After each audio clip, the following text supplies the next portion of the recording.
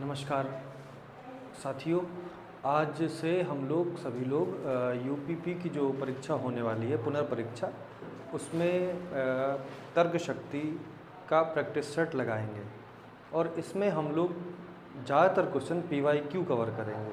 देखिए, तर्क शक्ति कोई सब्जेक्ट नहीं है। यदि सब्जेक्ट होता तो हम लोग बचपन से पढ़ रहे होते, जैसे हम लोग हिंदी, अंग्रेजी और गणित पढ़ रहे हैं। ये केवल थोड़ा सा समझने वाला और थोड़ा सा दिमाग लगाने वाला मामला है और इसमें आप सबको महारत हासिल है। आप सबको शरारत सूझती है ना, खुचड़ पेच तुरंत करने लगते हो ना आप, यानी कि आपके अंदर तर्क शक्ति ऑलरेडी है।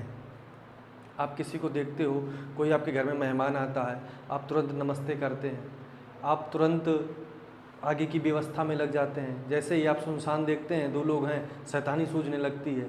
तो ये सब तर्क शक्ति ही है, आपके अंदर, सबके अंदर है।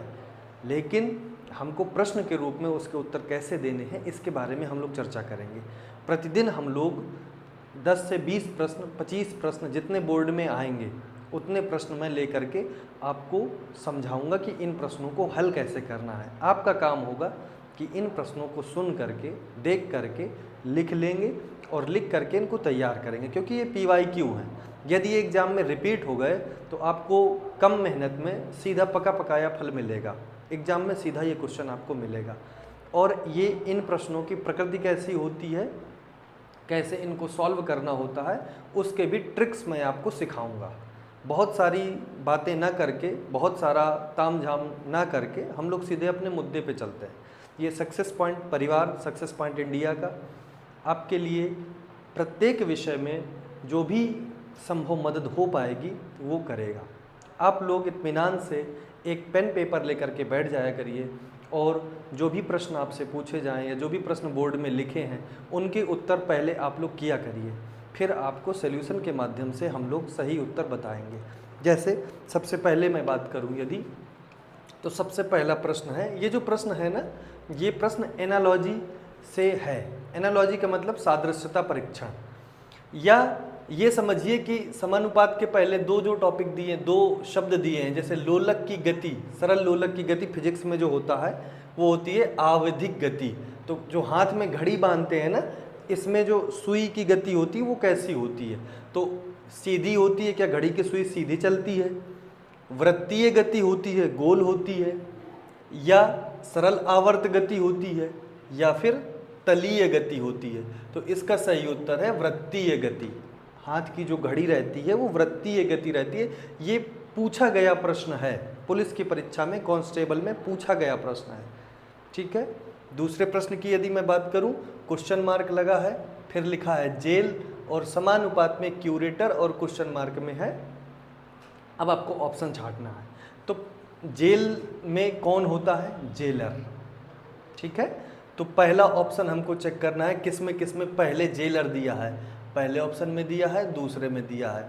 अब देखो, तीसरे ऑप्शन में कोशिका दिया है, ये आंसर नहीं हो सकता, और तीसरे में दिया है अपराधी, ये भी आंसर नहीं हो सकता। ठीक है।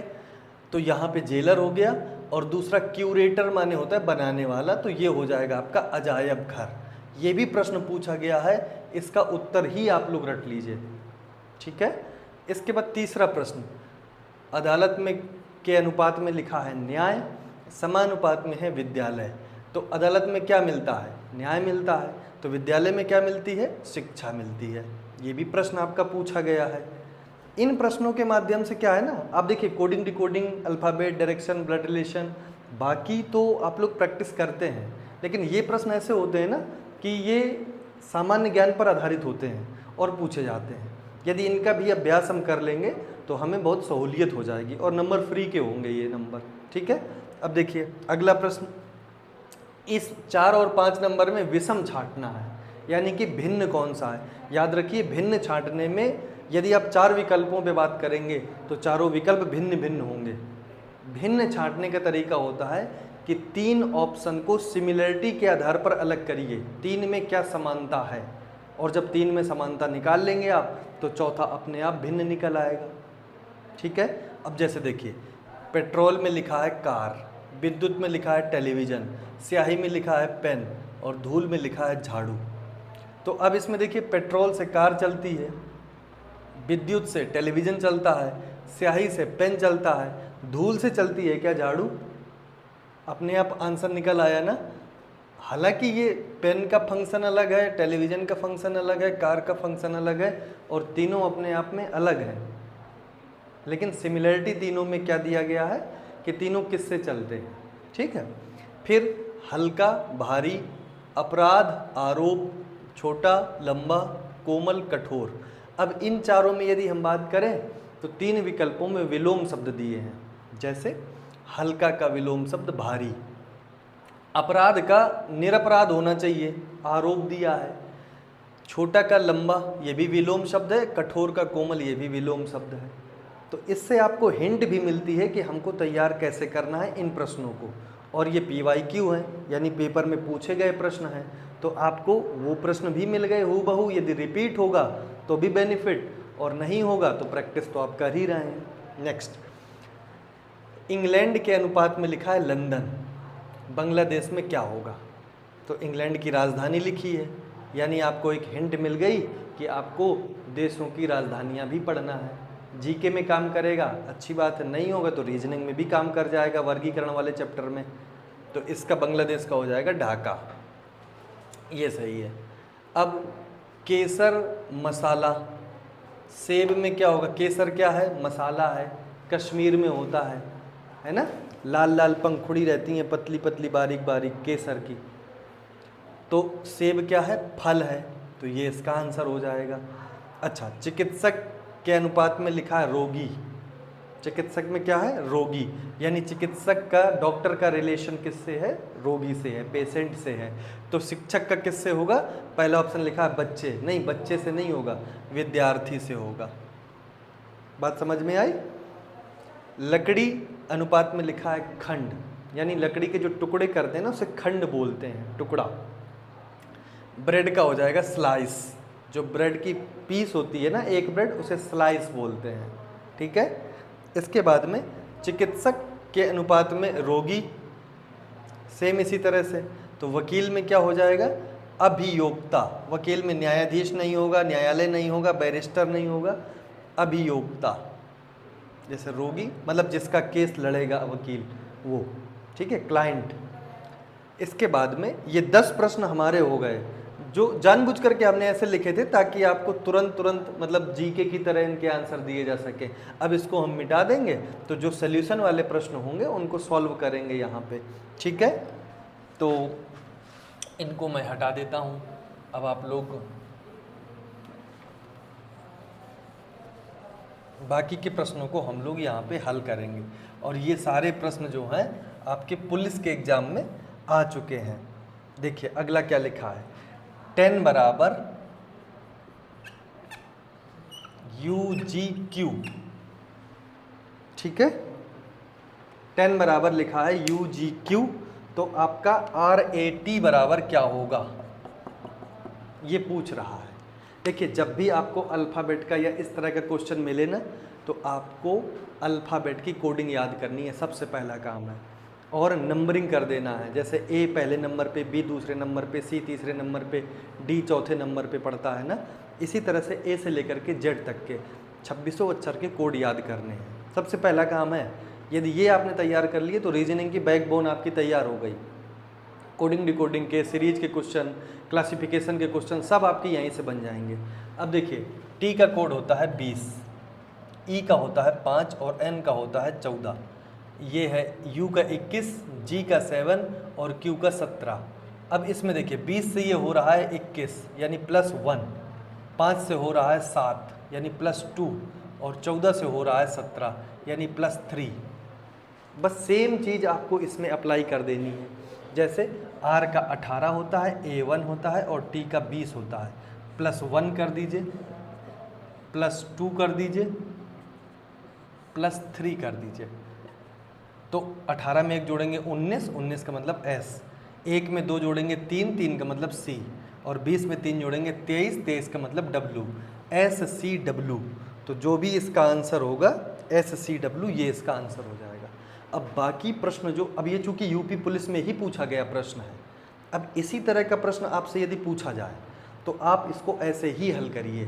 हो सकता है कि प्लस की जगह -1, -2, -3 कर दे, या हो सकता है कि +1 की जगह +2 हो रहा हो। यानी आपको एक हिंट मिल गई कि इस तरह का प्रश्न यदि दोबारा आएगा तो आप इसको ऐसे ही हल करेंगे। क्लियर हो गया? चलिए नेक्स्ट क्वेश्चन में देखते हैं हम लोग। नेक्स्ट क्वेश्चन आपका क्या है, BCE बराबर लिखा है, BCE बराबर लिखा है 4610, तो KMQ बराबर क्या होगा? जब भी प्रश्न ऐसे मिलें तो सबसे पहला काम है अल्फ़ाबेट की नंबरिंग।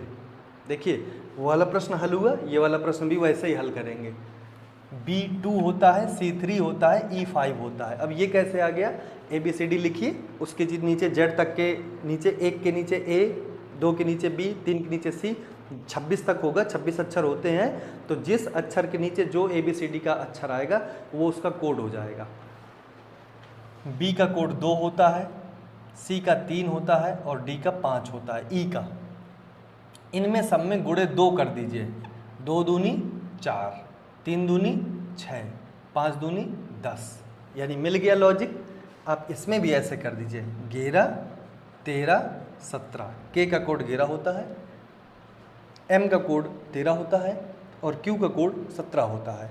तो बस गुणे 2 कर दीजिए, गुणे 2, 11 दूनी 22, 13 दूनी 26, 17 दूनी 34, 22, 26, 34, 22, 26, 34। ए ऑप्शन ही इसका आंसर है। अब देखिए प्रश्न बिना देखे किस तरह से लग रहा है, लग रहा है बहुत भारी भरकम क्वेश्चन है। कितना इजी है, आपको एक हिंट मिली, यहाँ पे गुणे 2 कर रहा था, हो सकता है कि +2 कर दे सब में, मतलब 2, 2, 4 कर दे, 3, 2, 5 कर दे, 5, 2, 7 कर दे। हो सकता है कि इसमें +4 कर दे, यानी आपको एक हिंट मिला। और ये क्वेश्चन यूपी पुलिस का ही है, इसलिए आपको बहुत ज़्यादा इसमें हेल्प हो जाएगी कि यदि ऐसा क्वेश्चन दोबारा आएगा तो आप कैसे करेंगे। क्लियर हो गया? ठीक। नेक्स्ट देखिए अगला प्रश्न, बहुत सिंपल है, बहुत सिंपल क्वेश्चन है अगला, और यूपी पुलिस में ही आया हुआ क्वेश्चन है। कह रहा है 65 अनुपात में 8 है, तो 82 के अनुपात में क्या होगा? अब ये आपका क्या है, सबसे पहले आप इसका स्टडी करिए, फिर इसमें आप वही चीज़ अप्लाई करिए। तो आपको पता है 8 और 65 जो है वो 64 के नियर अबाउट है कि नहीं है? बताइए, पता है कि नहीं है? तो 8 का स्क्वायर होता है +1, 64 +1। तो यहाँ पे हम कौन सी संख्या रखें यहाँ पे कि जो 82 के आसपास आ जाए? 82 क्या होता है? 81 + 1। तो बस यहाँ पे आप 9 रख दीजिए, 9 का स्क्वायर और +1 हो गया आंसर, इसका होगा 9। क्लियर? यानी आपको एक चीज़ ये सीखने को मिली, ये भी पूछा गया है, स्क्वायर से है। नेक्स्ट क्वेश्चन क्या हो सकता है? क्यूब से हो जाएगा, मान लीजिए जैसे 2 का क्यूब कितना, 8 + 2 हो सकता है, यानी प्लस में हम n रख सकते हैं, 1 2 3 4 5 कुछ भी हो सकता है, स्क्वायर की जगह क्यूब हो सकता है। तो आपका होमवर्क क्या हो गया? 20 तक के स्क्वायर और क्यूब आपको याद करने हैं। क्लियर? अगला प्रश्न देखिए, अगला प्रश्न है आपका 110 के अनुपात में 10 है और समानुपात में 132 के अनुपात में क्वेश्चन मार्क है। तो आपको फिर से वही सेम पिछले क्वेश्चन की तरह 10 का स्क्वायर कितना होता है? 100, और प्लस इसमें 10 जोड़ दिया गया तो 110 हो गया, यानी जितने का स्क्वायर प्लस उतना ही जोड़ दिया गया। इसमें देखिए 11 का स्क्वायर कितना होता है? 121, और प्लस 11 जोड़ दीजिए तो 132, यानी यहाँ पे क्या आएगा? 11। जो मैंने आपको अभी बताया ना कि 20 तक के स्क्वायर और क्यूब याद करिए, दोनों प्रश्न यूपी पुलिस में पूछे गए हैं। आप आइडिया लगा लीजिए कि यहाँ से प्रश्न बन रहा है तो आगे भी बनेगा, बशर्ते अभी स्क्वायर का पूछा है, हो सकता है कि आपके आगे आने वाले एग्जाम में क्यूब पूछ ले, तो आपको ये प्रश्न कर लेना है। 20 तक के स्क्वायर और क्यूब आप याद कर लीजिए, ABCD अल्फ़ाबेट की कोडिंग याद कर लीजिए। क्लियर? अगला प्रश्न देखिए, अगला प्रश्न बहुत इजी है, विषम छांटना है। कह रहा है एडमिरल, ब्रिगेडियर, कर्नल और मेजर में विषम क्या है, भिन्न क्या है? तो एडमिरल जो है वो वायुसेना की पोस्ट है, बाकी सब थल सेना की पोस्ट हैं। यानी आपको एक हिंट मिल गई कि वायुसेना, जल सेना और थल सेना की जो पोस्ट हैं उनको आपको दिमाग में रखना है, वहाँ से क्वेश्चन बना है। हो सकता है कि नेक्स्ट टाइम आपसे जल सेना वाला कुछ पूछ ले या और कुछ पूछ ले इसी से, तो इनको क्लियर रखिएगा। फिर से विषम छाटना है। कोहिमा नागालैंड की राजधानी है। ईटानगर अरुणाचल प्रदेश की राजधानी है। शिलोंग मेघालय की राजधानी है। मिजोरम की राजधानी क्या है? ये राज्य का नाम है ना, तो ये भिन्न हो गया। मिजोरम की राजधानी आइजोल है शायद, है ना। तो आपको भारत के 28 राज्यों की राजधानी तैयार करनी। उधर पे इंग्लैंड और लंदन, बांग्लादेश ढाका आया था, यानी भारत के पड़ोसी देशों प्लस जो वेल नोन कंट्रीज़ हैं जिनकी बहुत ज़्यादा चर्चा होती है, उनकी राजधानियाँ आपको याद रखनी है। आपका जीके में उत्तर प्रदेश पुलिस में पड़ोसी देशों के राज्य एवं उनकी राजधानियों के बारे में चर्चा थी, तो आप इसको भी तैयार करिए। साथ में पड़ोसी देशों की मुद्राओं को भी तैयार करिए। साथ ही साथ पड़ोसी देशों में बहने वाली प्रमुख नदियों को तैयार करिए, प्रमुख पर्वत श्रेणियों को तैयार करिए। आपका जीके भी तैयार होगा और विषम छाटने वाला रीजनिंग का पोर्शन भी तैयार होगा। ठीक है, नेक्स्ट अगला देखिए, विषम छाटना है पेट्रोल, कोयला और ज्वार भाटा। ये कहीं ना कहीं ऊर्जा के स्रोत हैं, मिट्टी ऊर्जा का स्रोत नहीं, इसलिए मिट्टी विषम है। तो ये 3 प्रश्न आपके हो गए। फिर से विषम छाटना है AFEZ, ये 2014 में शायद यूपी पुलिस में आया हुआ क्वेश्चन है। तो ए को बनाने में देखो 3 लाइनों की जरूरत पड़ी, एफ को बनाने में 3 लाइनों की जरूरत पड़ी, ई को बनाने में 1 2 3 और एक ये 4 लाइनों की जरूरत पड़ी, जेड को बनाने में भी 3 लाइनों की जरूरत पड़ी। तो इसका आंसर होगा एलिफेंट। देखो ऐसा ही है रीजनिंग का मामला, फिक्स कुछ नहीं होता है।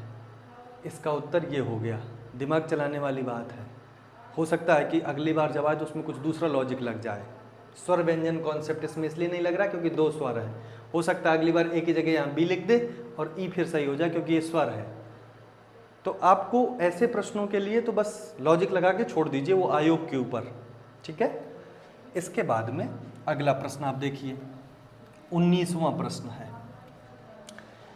एक लड़का उत्तर पूर्व की ओर मुँह। सबसे पहले तो डायरेक्शन में आपको बेसिक चीज़ें पता होनी चाहिए कि 4 दिशाएं। रीजनिंग का सवाल जब भी आप हल करेंगे, आपको हमेशा जहाँ जिस ओर आपका मुंह रहेगा उसको आपको उत्तर की दिशा मानना है। दाहिना हाथ आपका पूर्व की तरफ रहेगा, बायां हाथ आपका पश्चिम की तरफ, और आपकी पीठ जहाँ रहेगी वो रहेगी पश्चिम दक्षिण की दिशा। जैसे ये देखिए, उत्तर, ये है पूर्व, ये है दक्षिण, ये है पश्चिम। इनके उत्तर और पूर्व के बीच की दिशा उत्तर पूर्व। इसी को ईशान कहते हैं। पिछली बार के जो निरस्त हुई परीक्षा उसमें पूछा गया था जीके वाले में कि ईशान किसे कहते हैं।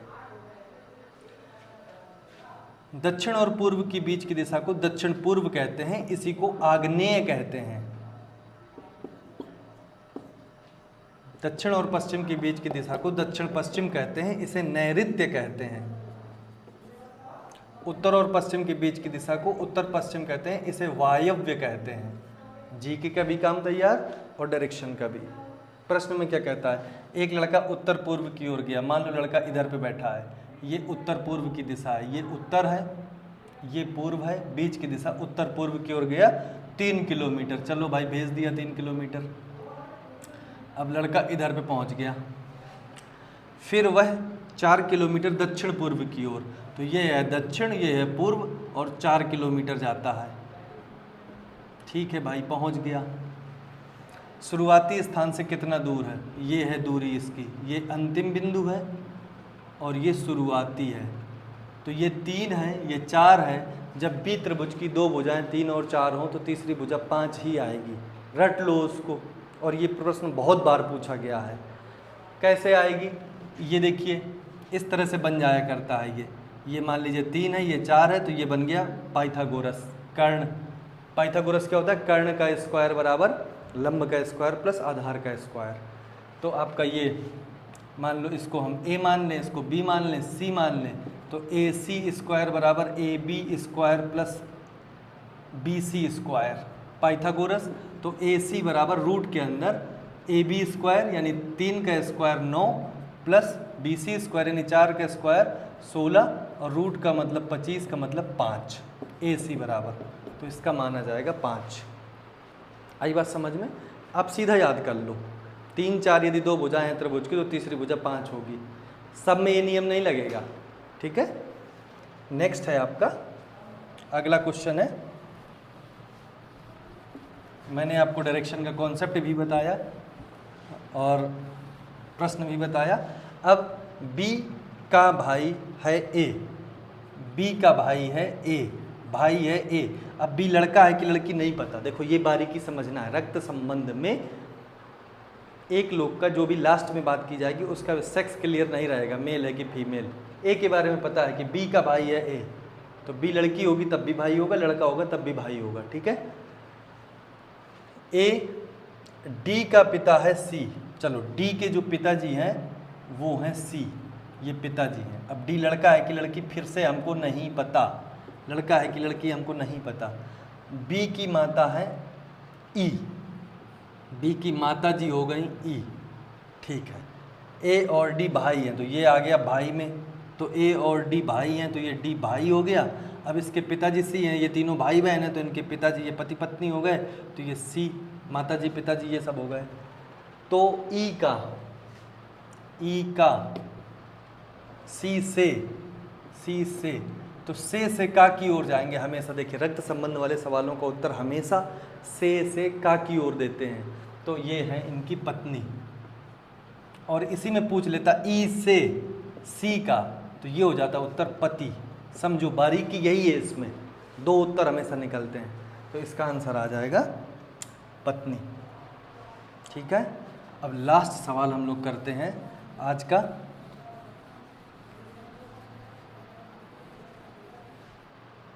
कह रहा है OPINE OPIUM OUTER ODOUR, इनमें बोल रहा है कि शब्दकोश में आखिरी स्थान पर कौन आएगा। शब्दकोश को मतलब डिक्शनरी। अच्छा, डिक्शनरी को आपने ध्यान दिया हो तो अल्फ़ाबेट के अकॉर्डिंग अरेंज रहती है। जैसे आपने मोबाइल में अपने कॉन्टैक्ट लिस्ट कभी देखी हो ध्यान से, तो उसमें अल्फ़ाबेट के अकॉर्डिंग, यानी ए से यदि कोई नाम सेव है आपके फ़ोन में, जैसे अभिलाष, जैसे आदर्श, जैसे आनंद, तो वो सबसे ऊपर होंगे। जैसे आपके मोबाइल में मान लीजिए किसी का नाम मनोहर सेव है तो वो M नंबर में होगा। सब अल्फ़ाबेट से होते हैं, लेकिन M नाम से ही दूसरा होगा, मनोहर हो गया, ममता हो गया और मनीष हो गया, तो वो M में ही होंगे लेकिन ऊपर नीचे रहते हैं। कभी ध्यान दिया ऐसा क्यों होता है? वो अल्फ़ाबेट के कारण होता है। अब देखिए इनको कैसे छाटेंगे।